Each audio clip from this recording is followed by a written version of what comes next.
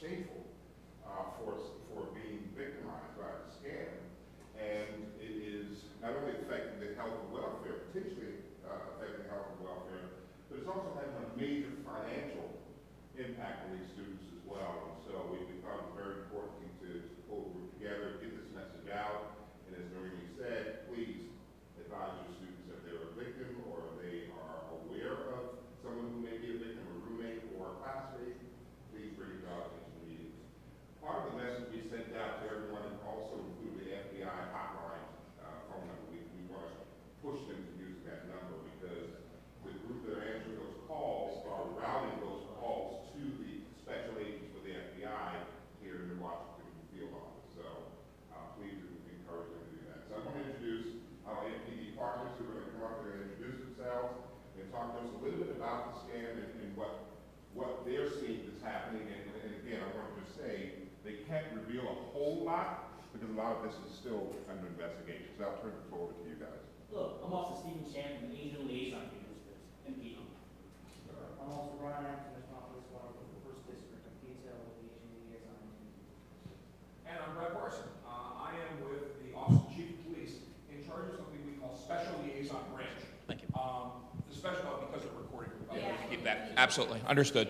Because nobody's ever claimed they can't hear me. That's definitely not something I hear. The Special Liaison Branch, just to give you a little background of how unique a police department we are, really in the world, is the Special Liaison Branch is a unique unit within our police department that serves very differently than the rest of our police department.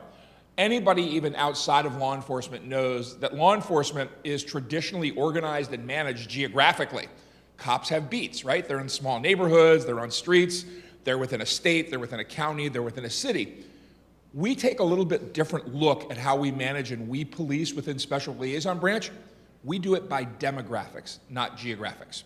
And what that means is that the officers that work within Special Liaison Branch are working in very specific communities based upon nationality, based upon ethnicity, culture, sometimes language, disability, very different things than geography. And what that means is that we are working, first of all, throughout the entire city of Washington, D.C., but also regionally and nationally and internationally sometimes because, as you will hear in just a moment, our cases very, very quickly can turn international because of the folks. Sit down, Brian, relax. We have 4 core units within our Special Liaison Branch. We have the Asian Liaison Unit, which Brian and Steve are a part of. We have our Latino Liaison Unit. We have our Deaf and Hard of Hearing Liaison Unit, and we have an LGBT Liaison Unit. We also are focusing attention, we don't have liaison units in these communities, but we're focusing our attention on the Islamic, the Jewish, and the African community. And when I say African community, I'm not speaking of African American per se, I'm speaking of those individuals who come from the African continent and have immigrated here. And the reason why we are in all of these communities is we have identified at some point in time, depending on when the unit was founded, that there is some sort of issue regarding the relationship with members of those communities, access in some instances, that they just don't enjoy the same access as other citizens or visitors to our city, or there may be actual legitimate tensions between the police or government and those particular communities. And I think as you think about the communities I just mentioned, you could probably pick off right away your own reasons why we're in those communities. While we cannot be political ourselves as police officers, there's a federal law, the Hatch Act, that says I can't endorse a candidate or talk about things. We're not deaf or blind to what's going on in society.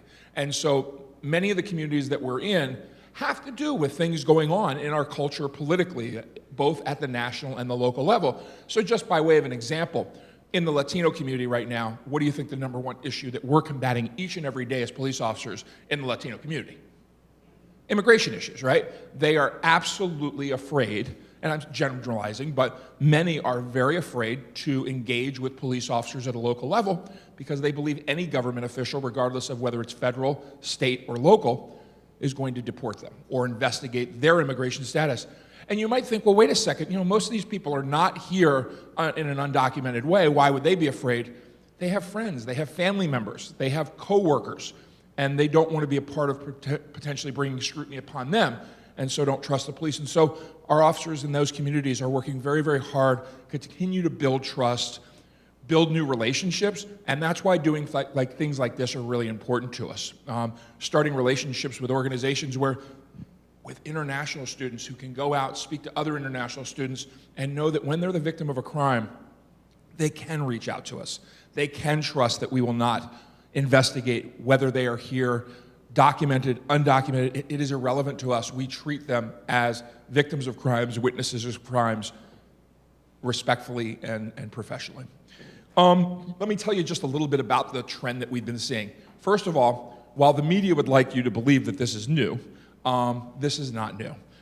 These types of scams and these types of confidence games have been going on for hundreds of years in the United States and all over the world. It is a play on all of our vulnerabilities, and that is, first of all, shame, okay, paranoia in some instances, pride, and in many of the cultures that they're targeting, it's a matter of not shaming the family.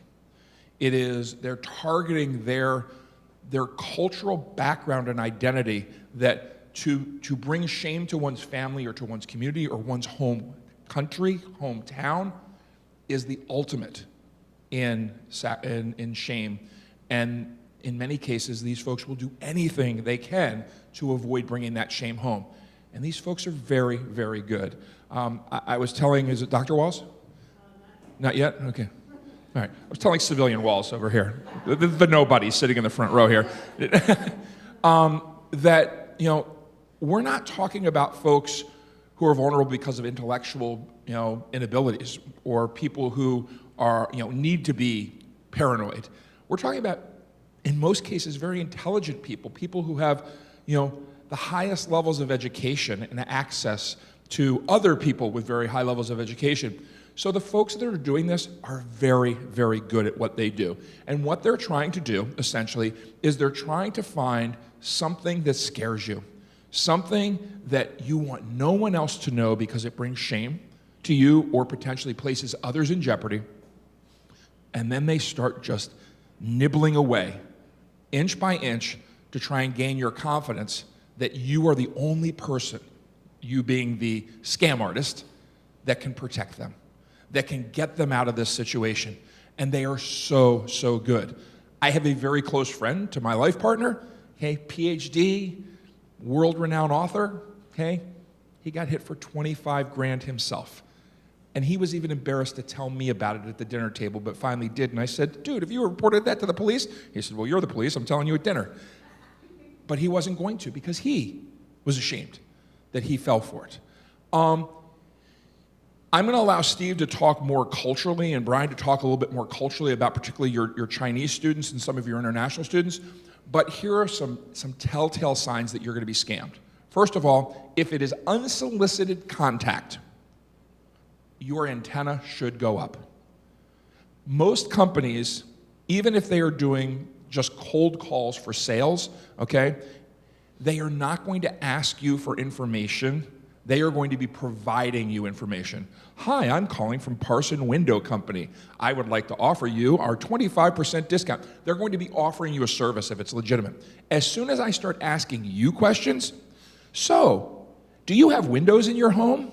How many windows do you have? How much have you paid?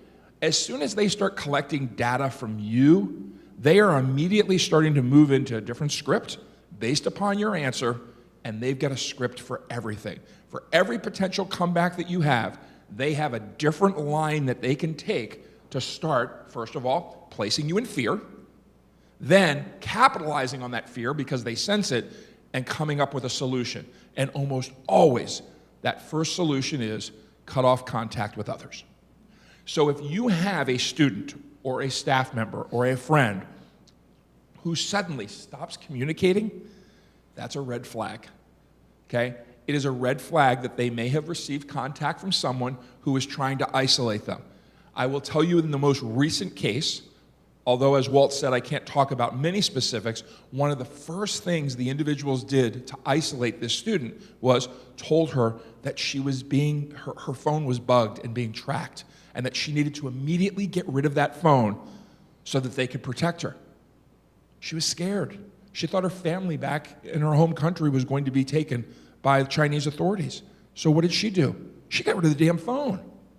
Do not contact your family. We don't want to jeopardize their safety. So what did she do? She stopped contacting her family.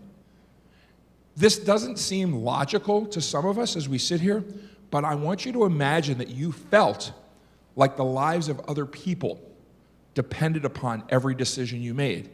That is how good these folks are, that they are able to convince the individual that they are in fact the difference between life and death, freedom or prison in some cases, for their family members or their loved ones.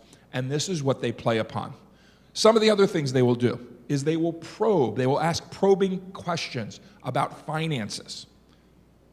And they'll do it in a way that the individual doesn't really feel like they're being asked questions as much as they're confirming information. You've probably gotten some sort of a call before where someone has called you and it's an unsolicited call, but how often do they ask you to, could you just confirm your bank account number for us? We have it here, but we just want to make sure that. Now, as you sit here with police officers at the front of the room, you're thinking, no way in hell I'd ever give that information out. But what if you've spent 10 minutes on the phone with that person already and you're already feeling safe with them because they've said they're going to save your family? Well, we think they have your bank account number. Can you just confirm what the bank account number is? And let's just make sure, oh yeah, they have it. Now they've just written your bank account number down. And they're so smooth, so smooth. It is not limited to private contact. They can contact you on work numbers, private numbers, through your email accounts. These folks, we are told, can do thousands and thousands of contacts in a day, and all they have to do is hit one maybe in a week, and they're making a darn good living, because if they're getting $10, $20, $30, $40,000 a hit, that's not bad. Most of us would take that job and quit this one right away, right? If we could do that once a week. No, maybe not you, but I would. We can go into the rat abatement program, you and me together. Some other things that we know from this. We know that they oftentimes will not even tell friends, the best of friends. They will oftentimes, trusted advisors, counselors, they will not tell them because they're ashamed. But again, some of the things you will see is, and these are not often only unique to scams, okay? Because some of them are also warning signs of other issues. But if you have someone who's a straight A student or a 4.0 student or however you measure students at this level, and suddenly they no-show for an exam. They've never no-showed for an exam, okay? Or suddenly you see that they don't turn in a particular project on time, or their collaborative group that they're working with says they're not pulling their weight, and it's really unusual for that person. These are all signs that a person is isolating themselves. They're also changing their behavior, and these are warning signs. As a staff member, and I think all of you are members of staff here, I think, but even as a friend or a classmate, one of the first things you want to do is reach out to the person, just check on their welfare, because you may not be able to get in touch with them, and that's going to be another sign. If they are affirmatively avoiding contact, you need to contact somebody and move it up the chain, probably to Walt. Walt will do an assessment, and then he's going to push it to us if his bells and whistles go off for him, okay? I'm going to pause for a second because I want Steve and Brian also to talk just a little bit about how culturally they are able to target particularly students who are either immigrants to this community and living here or those visiting for educational purposes. So Steve, let me turn it over to you and maybe just explain a little bit about some of the work you guys have been doing. Hi, I'm Officer Stephen Chan. When I first came to DC, I grew up in Northern California for the first 5 years of my life there. So it's all Hong Kong speaking people down there. Cantonese, the dialect is. How many dialects do you think is of the Chinese language? Cool. Anybody else? It's about 200 and some. You're only off by a couple hundred. Couple hundred. Not bad. Yep. Korean, 1. Japanese, 1. Chinese, very special. So when I first came to DC, I lived in Baltimore City most of my life. Everybody down there spoke Mandarin. So when I came up here, same thing. Everybody up here is mainland China speaking. When I came to DC as a police officer, there was only 10, 11 officers that was speakers that can speak Chinese, Japanese, and Korean. Now, we have a lot of police officers that speak different languages in the city. Sorry about that. A little bit of a cold. But what I do every day is I outreach all over the city, 60, 70, which is the southeast area, Ward 8, Ward 7, everywhere else, just to talk to the restaurant owners. Most of them don't live in DC, but I still talk to them to make sure everything's going okay. Because when they see the police efforts, what do you think happens? Scared? Mistrust? A little bit of everything, right? So I let them see my face every day. Hey, it's okay. I'm here. I can take care of you. If you have a problem, report it to me. But a lot of times they don't report it to other people or officers that just come in because they're afraid. And a lot of times immigration status too, right? That's one of the big problems. So they're afraid. So we want to build that bridge and make sure everything's good and they can contact us at any time if they need us, okay? So one of the things that we do for the students is around here, we want the students to report to us basically everything that's been going on lately with the crimes, with everything basically he's talking about. Are most of your speakers here Mandarin or from mainland? Anybody knows? Yeah. Mainland? Okay. So we have actually a civilian that speaks Mandarin, and she's very good. Her name is Kay Gibbs, and if we had students here, we would let them know that you can contact her at any time. And she's very good at bridging the gap. What else? What was happening? Well, let me prompt you with a couple of questions. So, folks that are coming from China and other Chinese-speaking countries, why do they seem ripe for vulnerability? What is it about either their upbringing or the way they operate in our society here in the United States that is making them particularly more vulnerable? Because we are seeing an increase in Chinese national victims. Now that may be because there are more actual victims. It may also be because maybe they're reporting it wrong. We don't know the answer to that, but do you have any explanation culturally for what's going on? Well, we don't, like I say, we don't want to shame the family, right? Number one. And secondly, if they're studying, they're not worrying about, they don't worry about their immigration, not even immigration status. They just don't want to report because our culture is, we're kind of shy, right? Low key.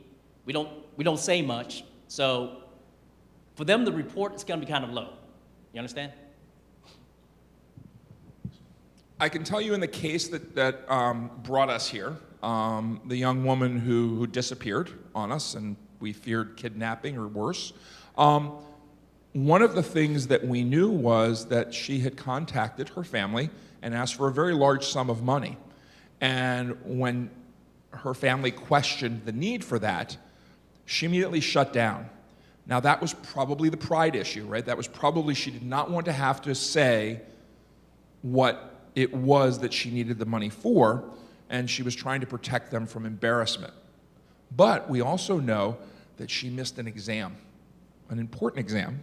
Of course, all exams are important to students, but this was unusual for her. And that also, just something as small as that, could be shameful, right? That she did not get credit for a large project or an exam could bring shame. And so our idea of what brings shame is very different. And I'll give you an example. I was in Japan now about 9 years ago.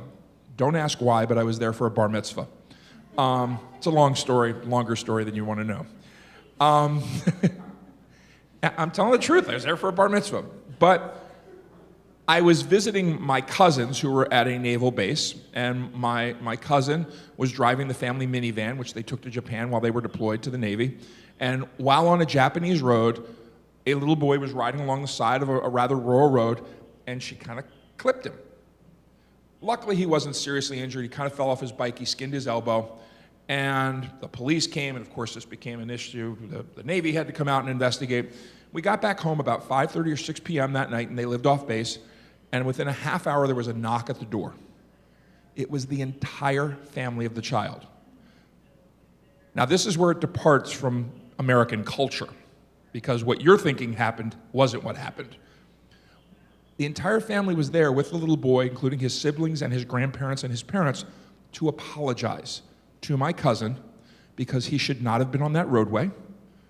He was not wearing his helmet, and his mother had told him to wear a helmet, and he brought shame upon the family by being where he wasn't supposed to be and causing her anguish over this. They brought a gift for my cousin. They stayed for dinner.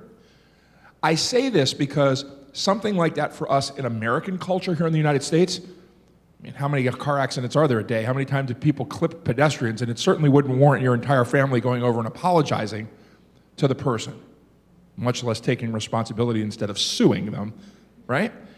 But I think one of the things, without generalizing vastly, I don't know that we, growing up here in U.S. culture, understand the tremendous importance of pride, integrity, all right, and not shaming one's family. And so back to these scam artists, they know the culture.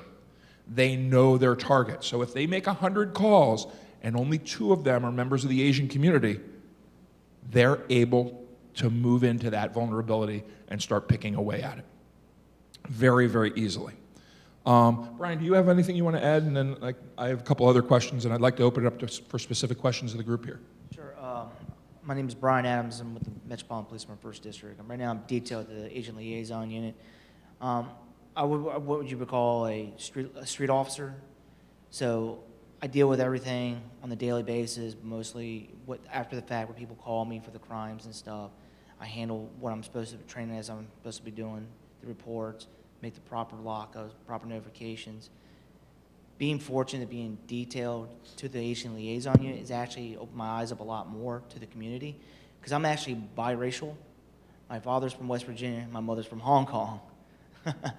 So, and I'm from the Washingtonian area. I grew up here. I went to school here. I went to college in this area, and this is the one department I wanted to be and join, and I had the opportunity to do it. But like I said, being with the Agent Liaison Unit and actually understanding more about the community, and this is more community-based than what I'm used to as a street officer. It's really opened my eyes to, like, we are here to help. We are the community. The community is important with us to cooperate to get the bad guys off the street. I have a question for you, Brian. Let me take that for a second so I can stay on the video here.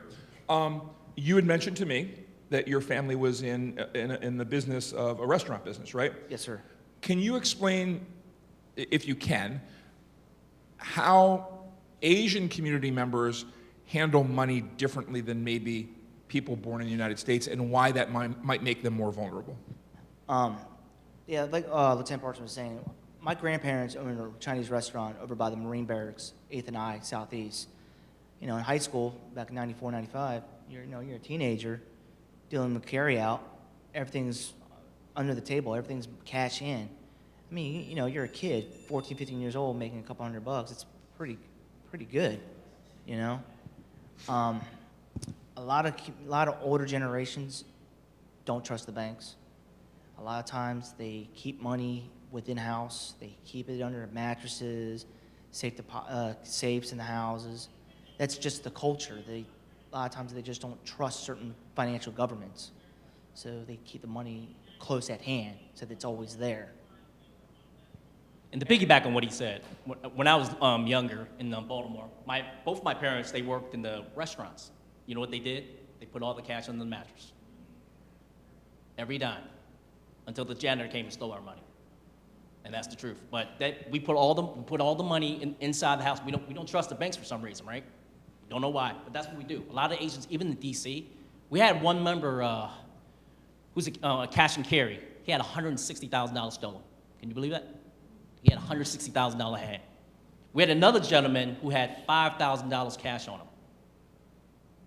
We had another one recently, $65,000. That's how much cash we carry. So Asians are a prime target, right?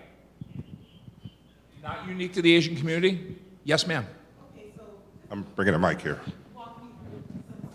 If we come across a student that we know has been targeted, has been missing, what would you recommend? Step one, we contact who? Like here, just walk me through what we should do. Great question, and I would say it depends. Okay. And the reason why I say it depends is, if this is an urgent emergency, life or death, you think someone's life is in jeopardy, please dial 911 or whatever you need to do to dial 911 here, maybe 911, I don't know, to get an outside line, okay? But My guess is, and I'll let Walt fill you in on that, is there are probably some internal procedures here that Walt would like to get his hands on it first, not because he doesn't trust us, Right. but because he knows this place better than we do, and he can do a quick wash of it, assess it, and maybe even have information for us once he calls us.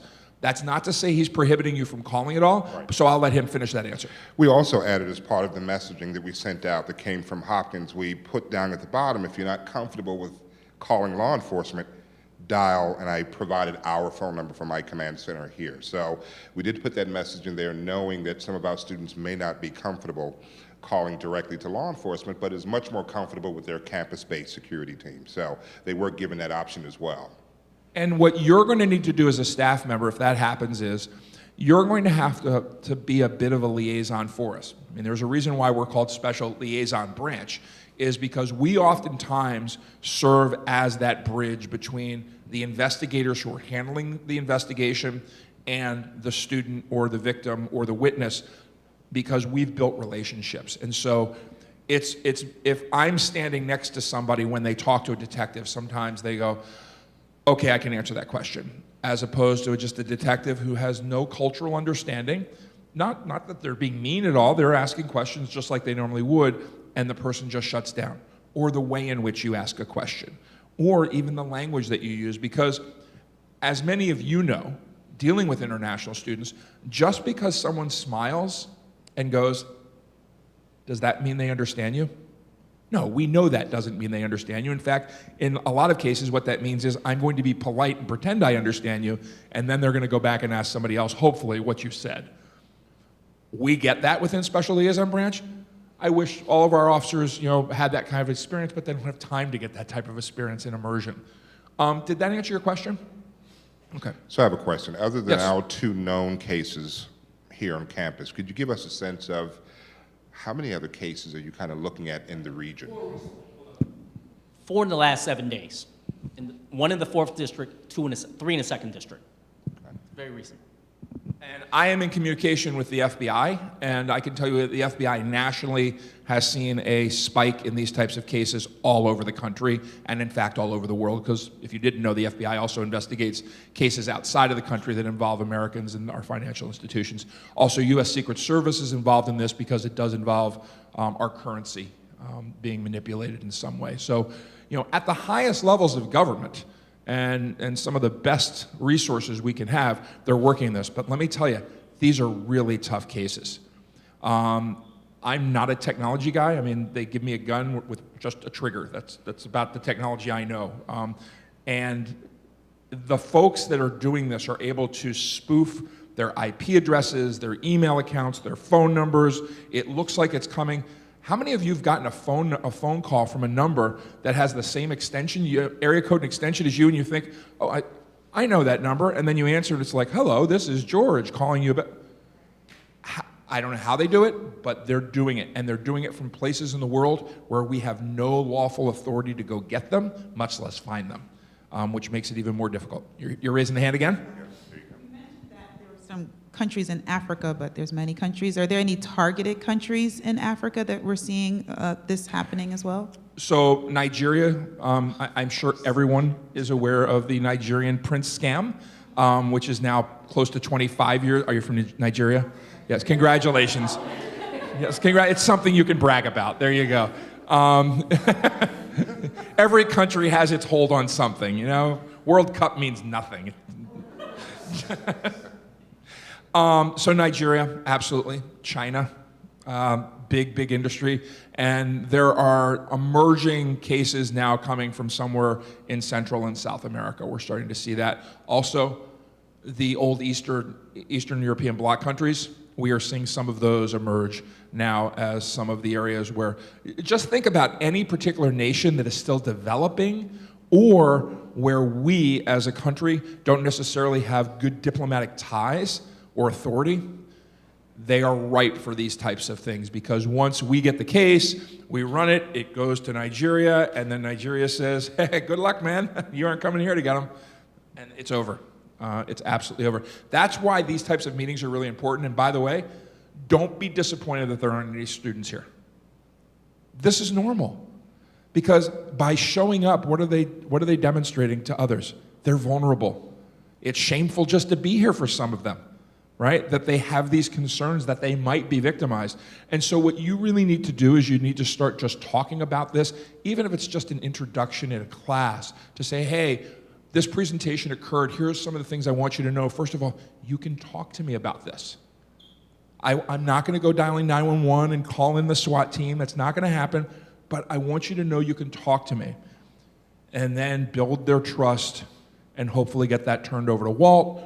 Hopefully Walt's team, you have a team, Walt, or is it just you? I do have a team. Yeah, okay, good. Thanks.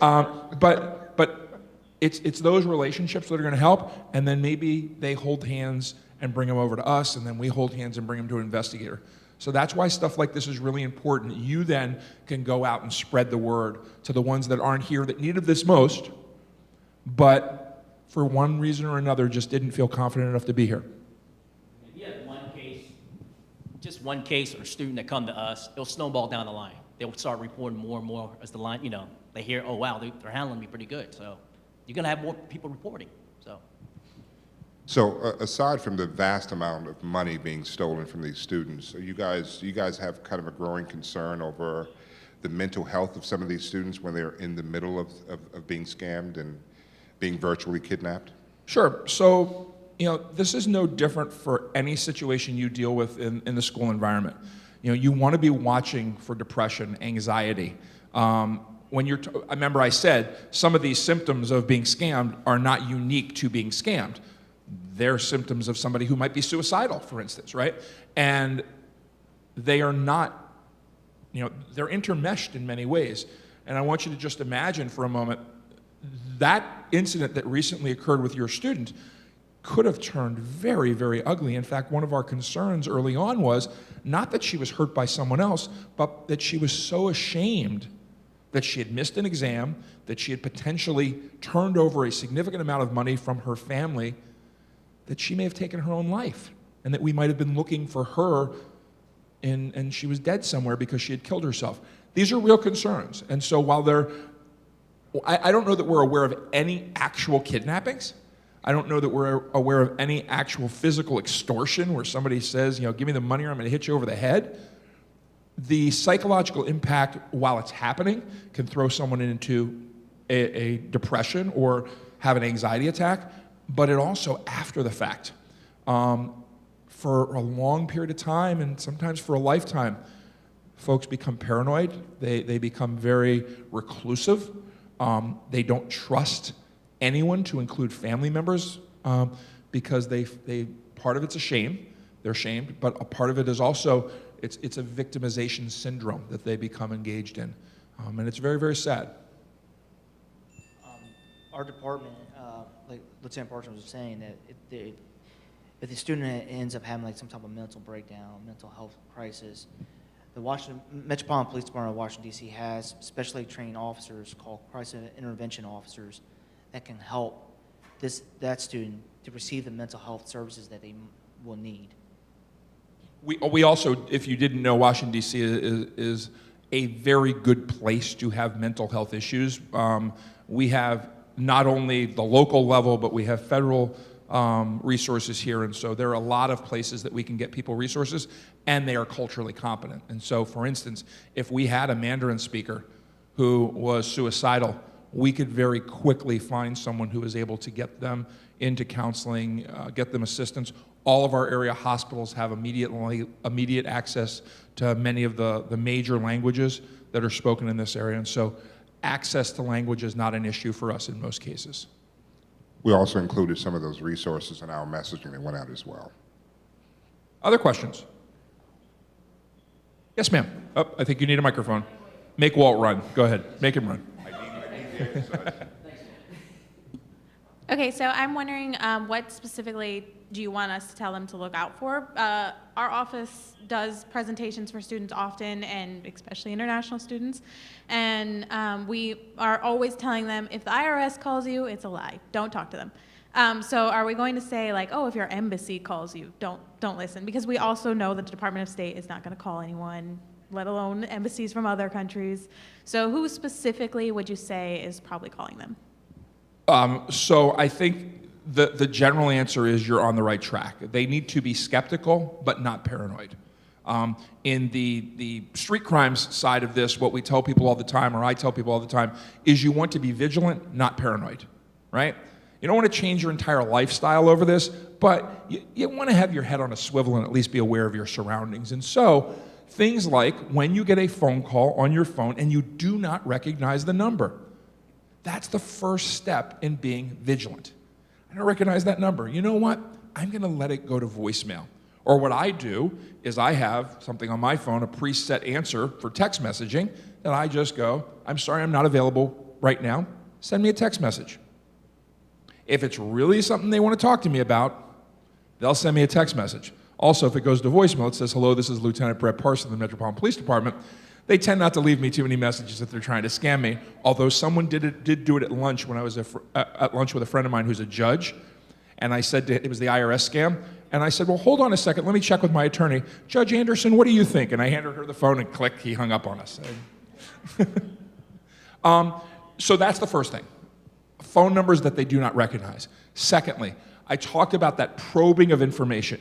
If they are asking more questions than they are providing information, antenna should go up. Because what they're doing is they are probing. They're poking around to see where that individual is vulnerable.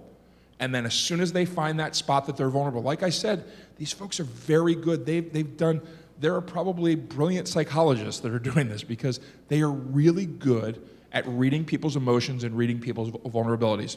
And then the third I would say is, as soon as money comes up, goodbye. We ain't talking money, not over the phone, all right? If they mention your family member is ill, they mention your best friend is ill, your dog's dying, okay? Hold on, let me call them. No, you don't need to call them. They're in great danger. No, they're not in great danger that I can't call them, okay? Those are some of the tactics that they're using to isolate. And so what I recommend is, and I actually had this one happen to me also, they said that my nephew had been arrested in rural somewhere, Kentucky, I guess, and that he needed bail money. The sheriff, it was the sheriff's department calling, he needs bail money right away. And I said, okay, great. Give me the number to call back on. I'm going to give a call to his parents and have his parents set something up. Click. Because I wasn't going to play the game. But they would do that. They try it on grandparents all the time, right? You have, yeah. Yep. Or I'm the best friend of so-and-so. And they're getting this information on Facebook and through Google and all sorts of things that they can, just that little bit of information. And when you think about all of us have elderly people in our lives who don't understand technology anyway. I'm trying to talk to my mother about a flip phone just last night was enough. And all they need to do is mention something that makes them feel like they're familiar. Just that you know they have a grandson. Oh, you know I have a grandson. Yeah, of course, you're 80 years old. Most people are going to have a grandchild, come on. But then it goes downhill from there. Oh, he's in grave danger. He's at the hospital. Oh, he's at the hospital. Yes, he needs a transfusion. He didn't have his medical insurance card, and we can't get in touch with his parents. Could you please wire this money right away so we can get him a transfusion? $500, gone, done. Why you would send it Western Union to pay for a blood transfusion, I have no idea, but it happens. So, did that answer your question? Okay. Other questions? Being mindful of time also. I see we're about 1:45, and I think we wanted to go 45 minutes to an hour, right? If you feel it's wrong, it's probably wrong. Yeah. You have to pause for a second. I forgot. There was one thing I wanted to say before I even answered your question is, we will come talk to them also. If you have not met Kay, I hope that Walt will spread her information around. We can set that up. She would love to come visit when you do orientations. She would love to come introduce herself to your students. If you have particular classes where you wanted to set up a class to actually have a discussion, love to do it. And she's called a community outreach specialist, and she is phenomenal at it. And especially if you have Mandarin speakers, man, they love her to death. But she does any community. Yep. Oh, here. Well, it's lazy, I'll do it. So you mentioned that there's sort of a spike in targeting Asian communities, Mandarin speakers. When the students are contacted, are they being contacted in Chinese or is it in English or both?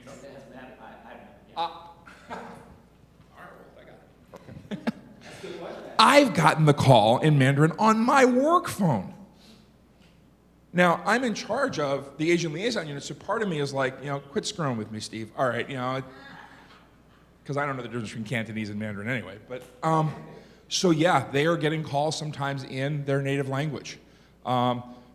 Spanish, I know we've had them in Spanish. We've had them in one of a number of Chinese dialects. We've had them. We've had them. I believe we've had one in an African dialect, probably some sort of. What do they speak in Nigeria? Many languages. Well, that's the dialect they use. The many languages. Yes. So yeah, I mean, and what they're looking for is that needle in a haystack, because they may have 1,000 numbers they're going to call that day. All they've got to do is hit one. They could get her. She's pimping you out. I think she's kind of wishing it on you, actually. And I do want to mention, and with our first student, it was through social media. Yeah. Yeah, absolutely. And folks, I am the biggest. I don't practice what I preach.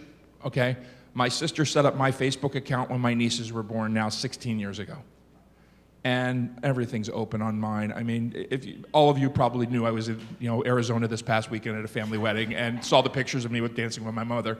I'm horrible at keeping stuff locked down. My excuse is I carry a gun and I drive a police car. I feel relatively safe, but I'm not that smart, and so they probably could get me very easily. Was there a question back there? Yes, ma'am. So what specific guideline will you give about social media that students should be aware of? Lock it down. Yeah, with social media, especially with Facebook, Twitter, Snapchat, stuff like that, try to keep their personal information off of those. Just keep it real basic, real simple. This is who I am. I live in this city right now. Just keep it real basic, real simple. Anything personal like phone number, email. If it's your friends, they know your number, they know your email. They'll just email you. Just keep it really basic, really simple on those type of social media websites. I will also offer you another resource within the Metropolitan Police Department. We have a detective sergeant. This is his area of expertise, internet safety, and particularly social media stuff. He does presentations all the time, gives people helpful hints on ways that they can secure their profiles and cleanse their profiles. He sat down with me at lunch one day and just left in tears. I mean, that's how bad I was. But we have that available. You can also go online, and there are a lot of different resources out there now that offer ways in which to secure, including, by the way, Facebook. Facebook has an entire section of Facebook on how to secure your profile better. And you may, if you use Facebook, have seen every once in a while, a message will pop up. Would you like to go through some sort of analysis of your account? And of course, I always click no, and I probably should. Don't do what I do. Excuse me? All right, you're talking like the young kids now, aren't you? WeChat. I'm not a bit. Well, that was the social media site that our first student. Oh, is that what she was on? WeChat. Okay, gotcha. I'm on the WhatsApp. I use that quite a bit because I have a lot of international friends and stuff that I communicate with. So it's very similar to that. Same thing. I assume you set up a profile on that. I'm assuming there are security settings. And I'm also assuming that they have recommendations that if you go to their website, gradations of security, and I would choose the highest level of security. And like Brian said, if you're communicating with somebody, I think if they don't know that information already, then it shouldn't be available out there to everybody. Make it a lot like photos too on Facebook. I don't have Facebook, but it tells everything basically. If you're on vacation, just be careful with your photos. Any other questions? All right, you were our inaugural group. How was this? Should we change anything for the next couple groups, other than the way we look? We can't change that? No? All right. I want to Thank you very much. Thank you guys very much. Thanks, our pleasure, everyone, Walt. Thanks for attending. inviting We us. appreciate it. Thank you. We hate that it takes an incident to bring us together. We really do. I mean, we would have rather you just stumbled upon us in the street and said, come on by. But this is why we exist, is to create this. And so we would love for this to create several more relationships and opportunities to be part of your community and in your personal communities. You're part of churches, you're part of social groups, you're part of softball leagues. Use us and abuse us. Please call upon us. So thanks again. Thank you, guys. Thanks so much.